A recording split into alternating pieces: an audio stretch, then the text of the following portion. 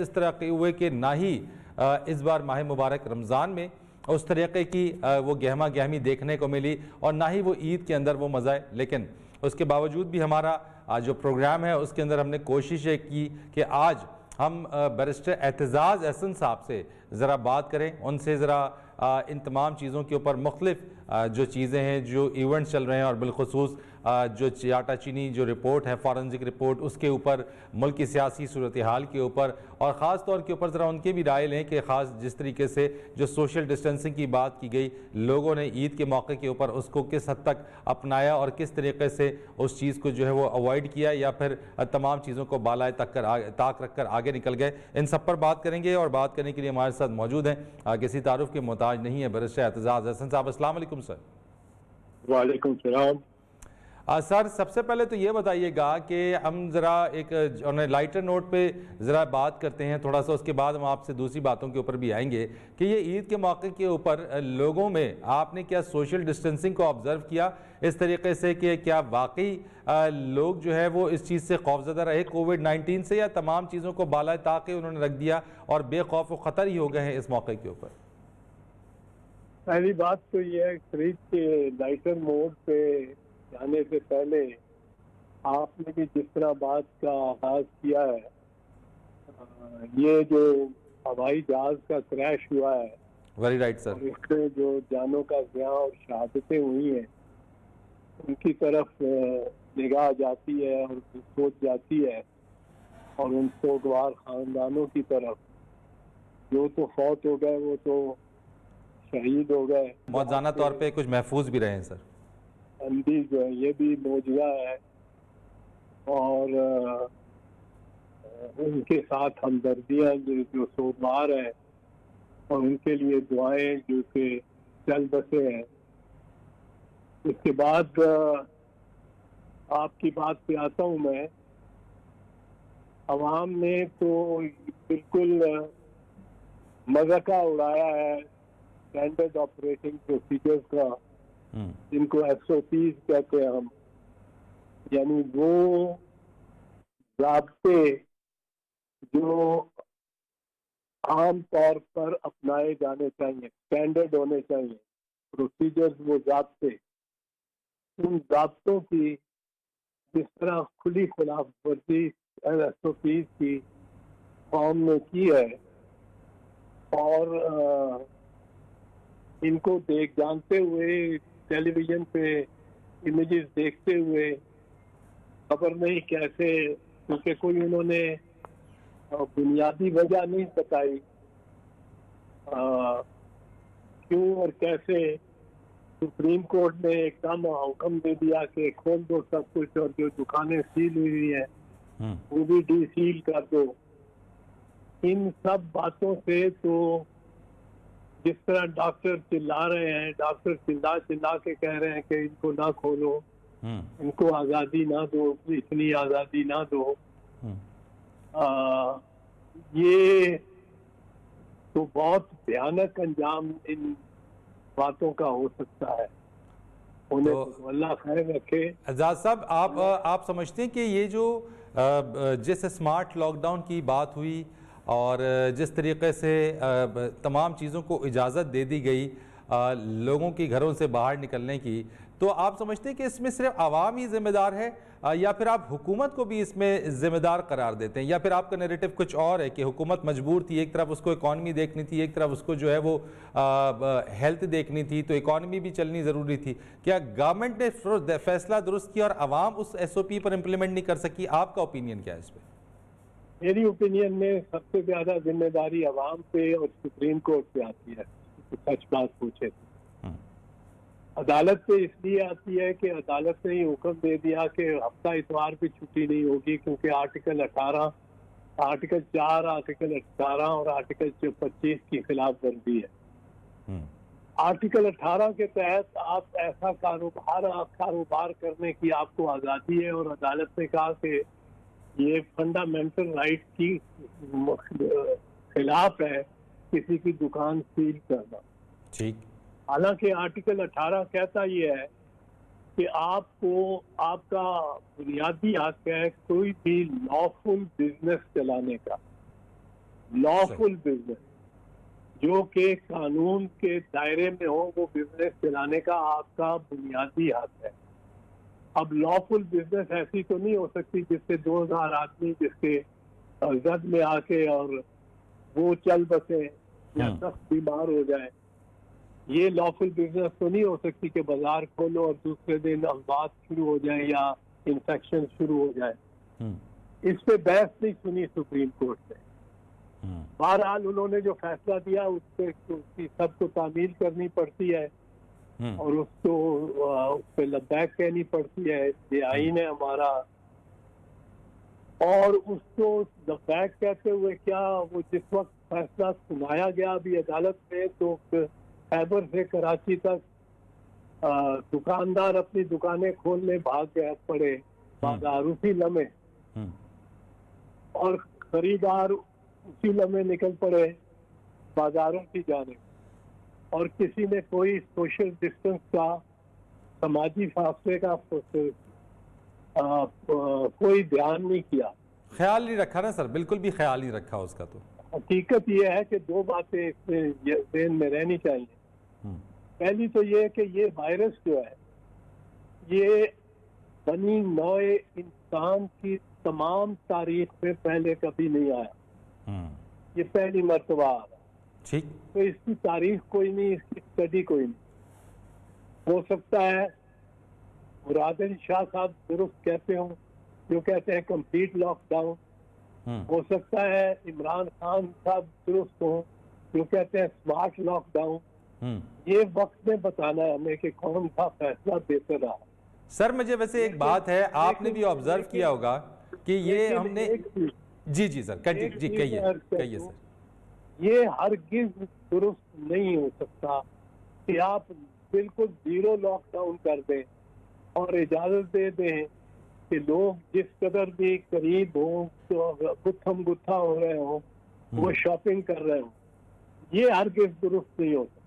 ठीक है, वो एक गलत हो या दूसरा गलत हो, एक सही हो या दूसरा सही हो, ये वो बात की बात है जो हमें पता लगेगी जिस तजर्बे से हम निकलेंगे, गुजरेंगे। और ये लंबा मामला है, ये 1-1.5 साल का भी नहीं, इससे ज्यादा लंबा मामला है।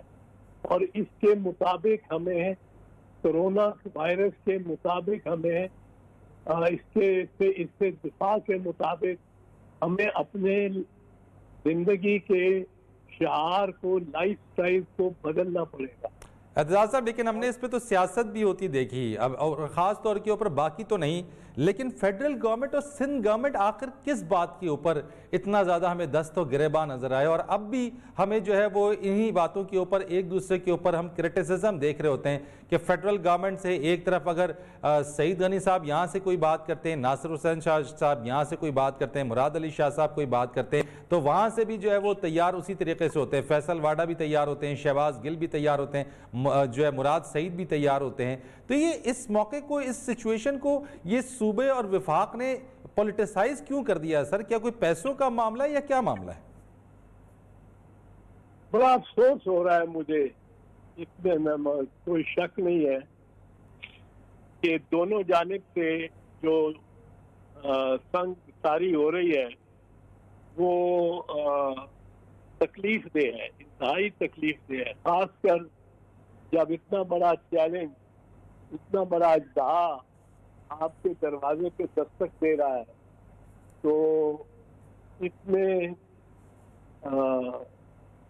अगर ये रवैया रहेगा और रहा है जितना भी, इससे मुल्क को, कौम को और खुद हमको और हमारे मेहरबानों को, जो हुक्मरान है, किसी भी जमात से मुतल्लिक है, उनको बड़ी तकलीफ होगी और बड़ा नुकसान होगा।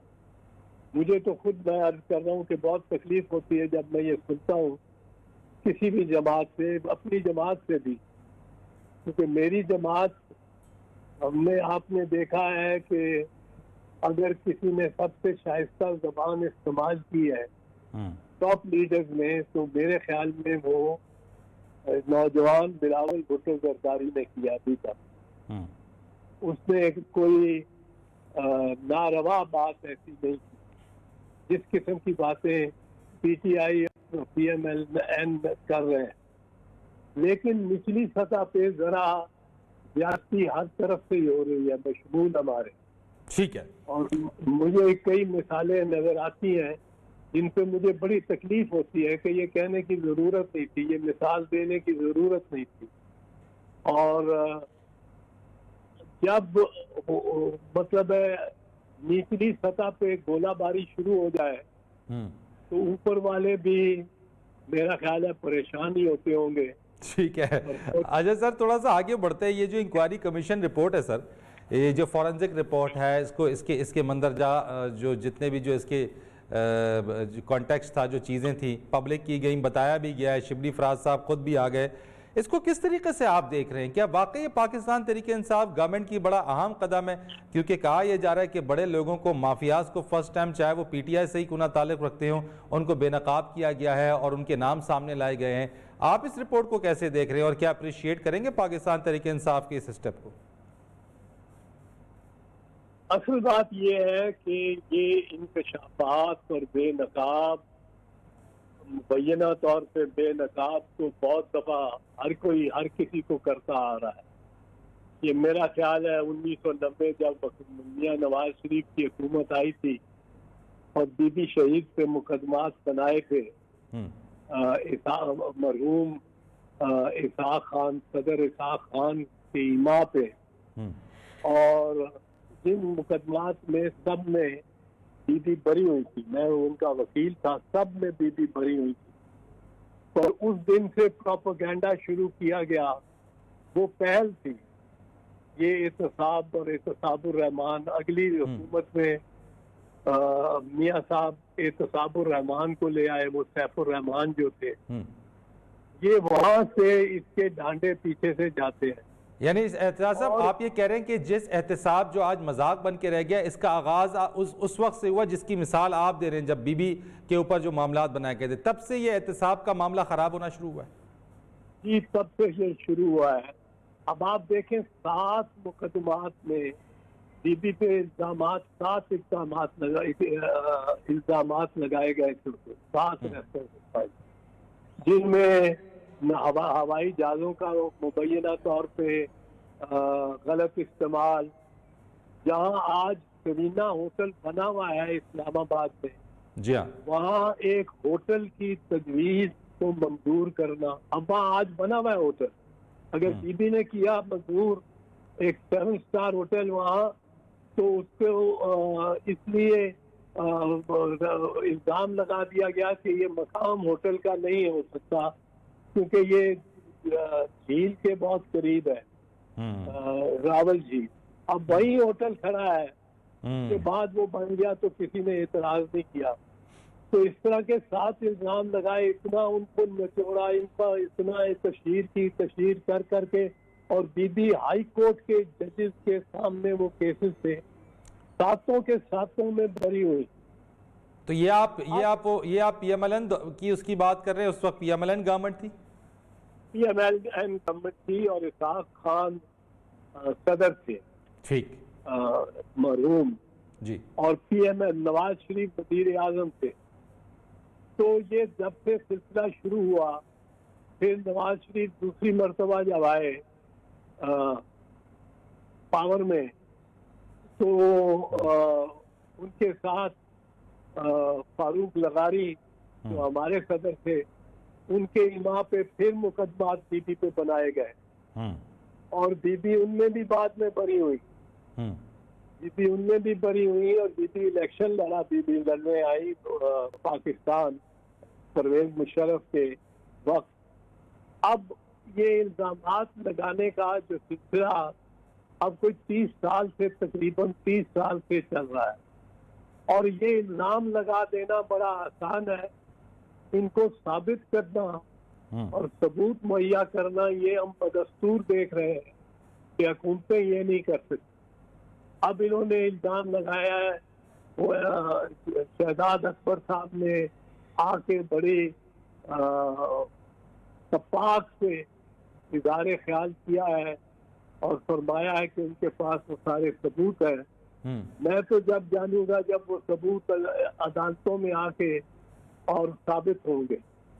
तो एतजाज साहब, ये अब तक हो क्यों नहीं पाया? ये आप तो माशाल्लाह सब पर नज़र भी है, ना सिर्फ पॉलिटिक्स के ऊपर, कानून के ऊपर, वो तमाम तर चीज़ों को जब से पानामा का सिलसिला चला उसमें तो इल्ज़ामात और जो बिलो द बेल्ट हिटिंग है उसका तो एक ना थमने वाला सिलसिला तो शुरू हुआ ही हुआ।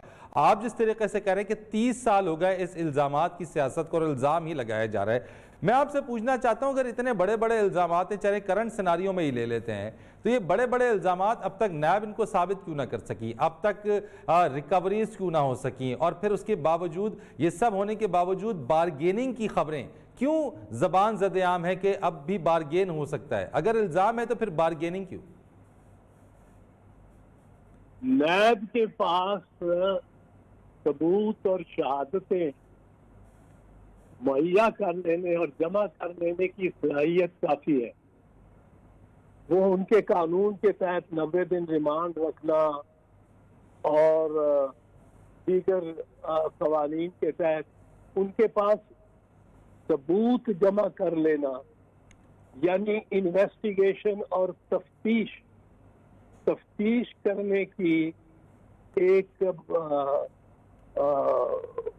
साहिब और पुख्ता तफ्तीश करने की और शहादतें जमा कर लेने की सलाहियत तो है।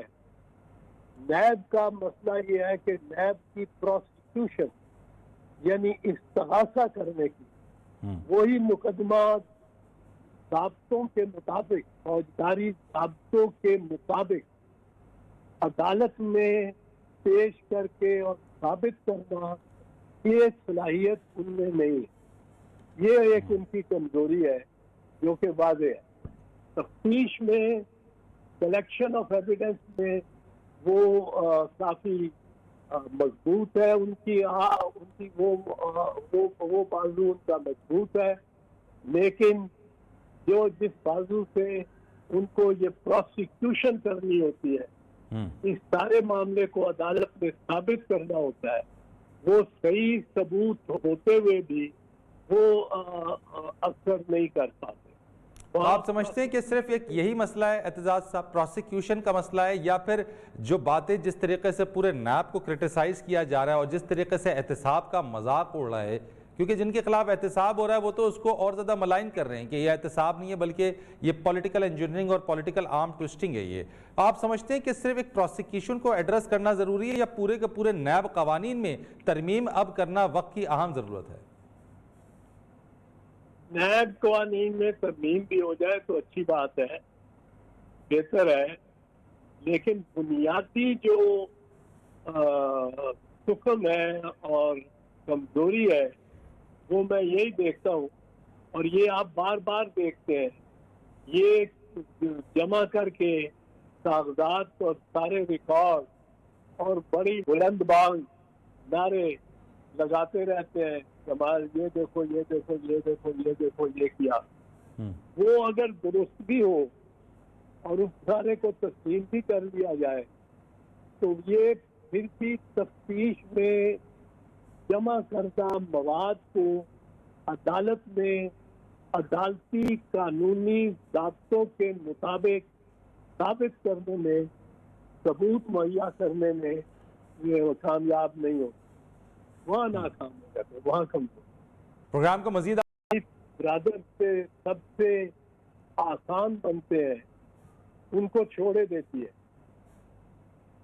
उनकी तरफ नजर नहीं दौड़ाती। मैं मिसाल देता हूँ, एक मामला है जिसमें हाई कोर्ट के सिंगल बेंच, हाई कोर्ट के डबल बेंच, सिंगल बेंच मोहतरमा आयशा मलिक साहिबा, double bench chief justice Mansoor Ali Shah और जनाब जस्टिस शुजात अली खान साहब, फिर सुप्रीम कोर्ट में अपील में और सुप्रीम कोर्ट में निगरानी या रिव्यू में 4 फैसले आ चुके हैं जिसमें उन्होंने कहा है कि ये काम शरीफ खानदान ने, क्योंकि उस वक्त नवाज शरीफ वजीर आजम थे और शहबाज शरीफ वजीर आला थे, इन्होंने बदनीयती पे और अपने मुफाद की खातिर किया है।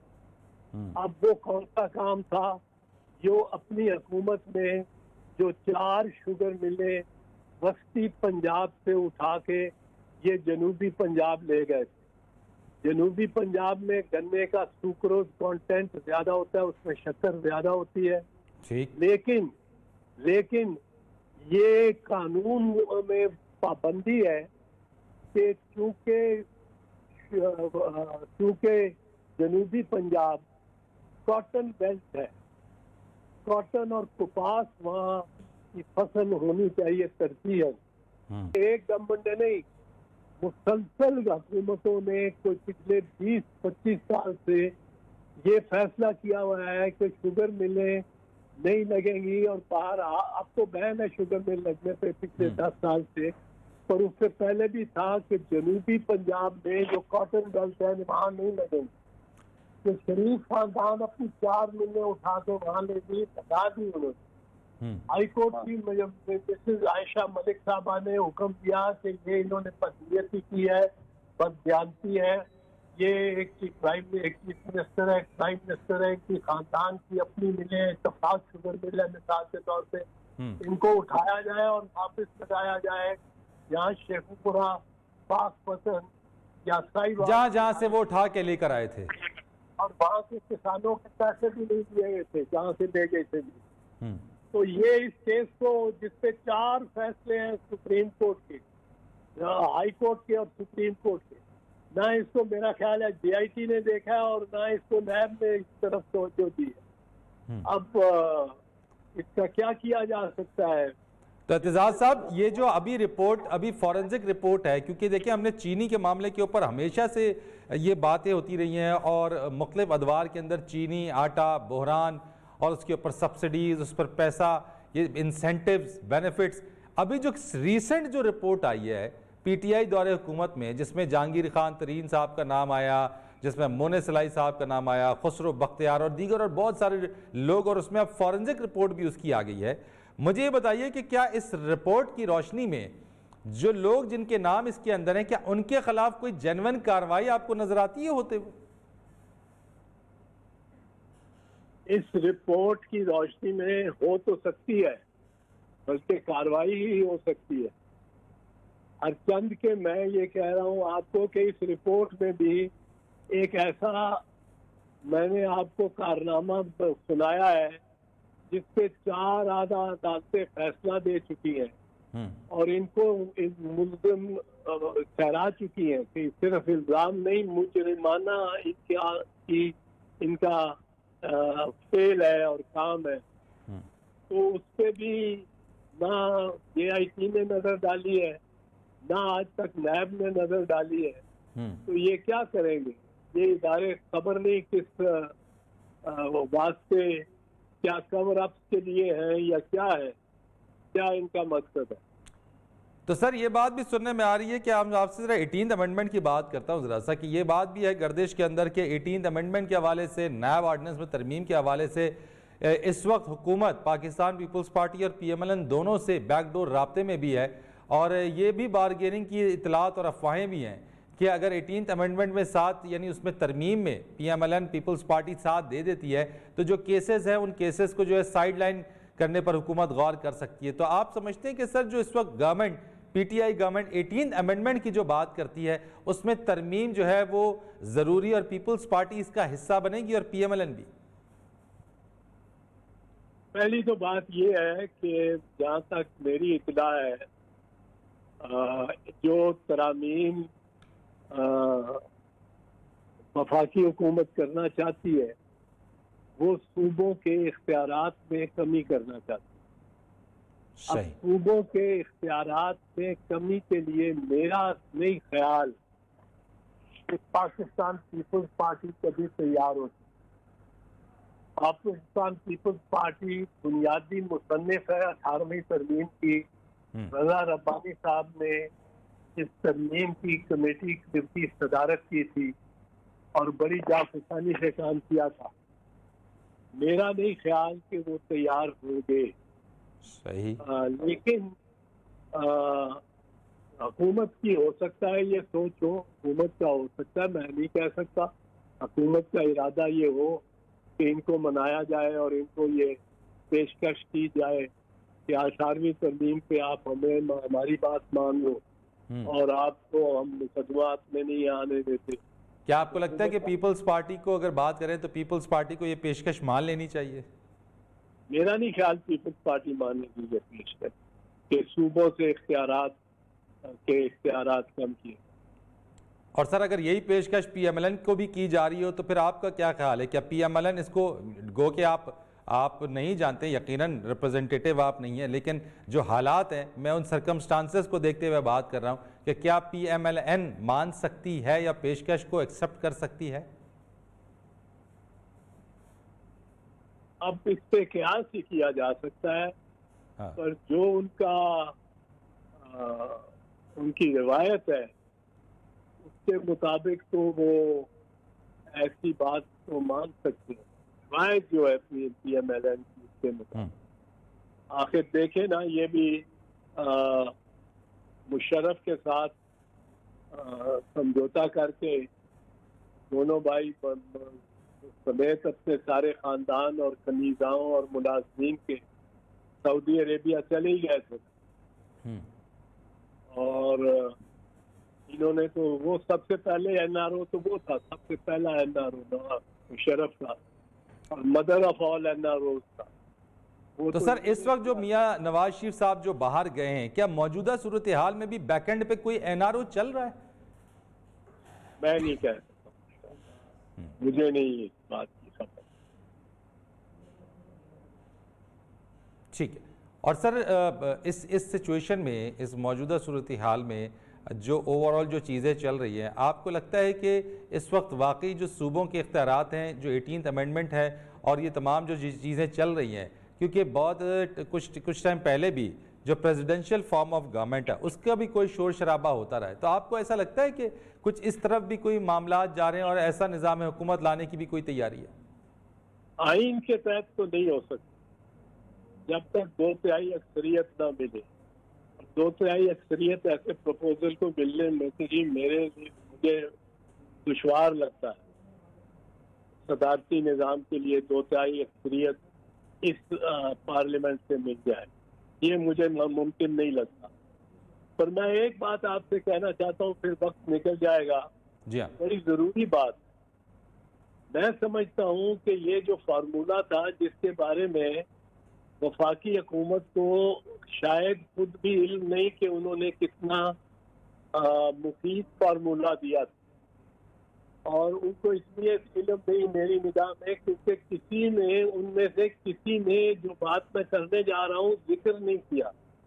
और मैं ये कह आ रहा हूँ कि ये एक बेहतरीन फार्मूला है कि 4 दिन, अब सुप्रीम कोर्ट ने बदकिस्मती से जो फैसला दिया है उसके बाद ये शायद मुमकिन ना हो, क्योंकि सुप्रीम कोर्ट ने तो कह दिया है कि आर्टिकल 4 और आर्टिकल 18 और आर्टिकल 25 के खिलाफ है कोई लॉकडाउन करना, दुकानें बंद करना। हालांकि अब वो कह रहे हैं, जब तनकीद हुई है कि हमने तो सिर्फ ईद तक छूट दी है, वो ईद तक तो बेशक ना देते, गरीब आदमी तो बेचारा मर गया है। वो कह रहा था पहले के बच्चों को कह रहा था, बच्चा दुकानें बंद है, मैं तुम्हारे लिए शॉपिंग नहीं कर सकता, ना माँ तुम्हारी जा सकती। अब दुकानें खुल गई, अब बच्चे सर पे चढ़े हुए हैं कि हमारे लिए खिलौने भी लाओ, ये भी लाओ, वो भी लाओ। लेकिन ये जो फॉर्मूला था कि 4 दिन दुकानें खुलेंगी और 3 दिन बंद होंगी, इसमें एक मुस्बत पहलू था। अगर 4 दिन जो दुकानें खोले आप, तो आप कोई औकात कार रखें ना, तय्युन ही ना करें, ठीक है, आपके 24 घंटे ये दुकानें खुली रहेंगी। 4 दिन, लेकिन 4 दिन 24 घंटे। अब अगर 24 घंटे 4 दिन दुकानें खुली रहे, 24 घंटे खुली रहे, तो रश नहीं पड़ेगा। लोग कहेंगे ये 5 बजे से पहले हमने जाना नहीं, फिर 11 बजे कोई चला जाएगा, कोई 12 बजे, कोई 10 बजे, कोई 8 बजे, कोई 9 बजे, कोई सुबह 4 बजे, तो वो रश नहीं पड़ेगा। उससे ये जरसूमे का फैलाव कम होगा। दूसरी बात जो ज्यादा है, 3 दिन अगर आप बाजार सारे ही बंद कर देंगे, 3 दिन वो कर्फ्यू लगा दें और ताजर मान जाएंगे, वो खुद शटर डाउन करेंगे, वो अपनी दुकानें शटर डाउन रखें, तो 3 दिन में जो जरसूमा है 72 घंटों में खत्म हो जाएगा। ठीक। जो डिपॉजिट हुआ है आज चौथे दिन तक बाजार में, जितना डिपॉजिट हुआ है जरसूमा, वो एक दफा 72 घंटे के लिए बाजार बंद रहा तो वो जरसूमा खत्म हो जाएगा। तो सोमवार को, पीर के दिन, मंडे के दिन अगर लोग जाएंगे तो वो एक शफाफ बाजार में या दुकान में जाएंगे। ठीक है, ये बड़ी इंपॉर्टेंट आपने सर बात की है। मैं ज़रा थोड़ा सा आ जाता हूँ एक और साइड की तरफ सर, ज़रा कि कुछ ईद और ईद के बाद बड़ी चीज़ों की पेशगोइयाँ भी की जा रही हैं और मुख्तलिफ जो ख़ास तौर पे हुकूमती वज़रा हैं, शेख रशीद साहब जिस तरीके से बड़ी उन्होंने पेशगोई की है कि जनाब दोनों तरफ की झाड़ू फिरेगी, टार्जन नैब बनेगी, चीज़ें होंगी, तो क्या सियासी जो बिसात है उस पर आपको एहतिसाब के नाम पर कोई हलचल या कुछ तलपट होता हुआ नज़र आ रहा है? कोई मामला जो है वो ईद के बाद आपको मंजरनामा कुछ तब्दील होता नज़र आता है? मेरा तो इस एहतसाब पे कोई एतमाद नहीं है खास। ये नॉन परफॉर्मिंग नैब है और सिर्फ लोगों को तंग करने के लिए है, उन पे दबाव डालने के लिए है। इसके में कोई हुनर नहीं है और मैं तो नहीं समझता कि बहुत कुछ हो जाएगा। या शेख साहब अपनी राय रखने वाले आदमी है, उनकी राय से इत्तेफाक करना जरूरी नहीं, जिस तरह होता है ना इदारे का, इस राय से इत्तेफाक करना जरूरी नहीं। जी, और सर ये मुझे बता दीजिएगा ज़रा कि इन फ्यूचर में, नियर फ्यूचर में जो मियां नवाज शरीफ साहब की वापसी को आप देखते हैं वैसे मुल्क के अंदर, मुल्क की सियासत में? मुल्क की सियासत तलपट चेंज हो जाए, तलपट चेंज, बिल्कुल उल्टे का सीधा और सीधे का उल्टा हो जाए, तो शायद मियां साहब इस धरती पे कदम रंजा फरमाए और उसके लिए तैयार हो जाए, वरना तो मेरे ख्याल में वो नहीं। उनका सारा खानदान वहाँ, मरियम के अलावा सारा बैठ गया है। वो बेटे उनके वहाँ है, बहुएं उनकी वहाँ है, बेटी उनकी वहाँ है, दामाद उनका वहाँ है, समझी उनका वहाँ है। सारे अपनी अपनी करतूतें करके भागे हुए हैं। तो एक मरियम का ही उनको मसला है। अब मरियम भी खामोश है, इसी वजह से आप देखते मरियम इतनी मतलब है ललकारती थी। अब वो मरियम औरंगजेब भी एक है जो बहरहाल बहादुर दलेरी के साथ मौक़िफ़ इनका पेश करती हैं, उसको मैं एडमायर करता हूँ। बड़ी अपनी जवामर्दी के साथ वो खड़ी है अपने मुकाम पे। पर मियां साहिबान का मामला, इनको अगर पनाह मिली तो पनाह तो इन्होंने सऊदियों की भी ले ली थी, तो खुश होंगे अगर पनाह मिल गई तो मिल जाए। ठीक है, बहुत शुक्रिया आपका एतजाज साहब, thank you so much for being with us. आपने काफ़ी डिटेल में मुख्तलिफ चीज़ों पर हमसे बात किया, आपका बहुत शुक्रिया, थैंक यू सो मच जी। प्रोग्राम का वक्त हमारा ख़त्म होता है, अपना बहुत ख्याल रखिएगा, अल्लाह हाफ़िज़।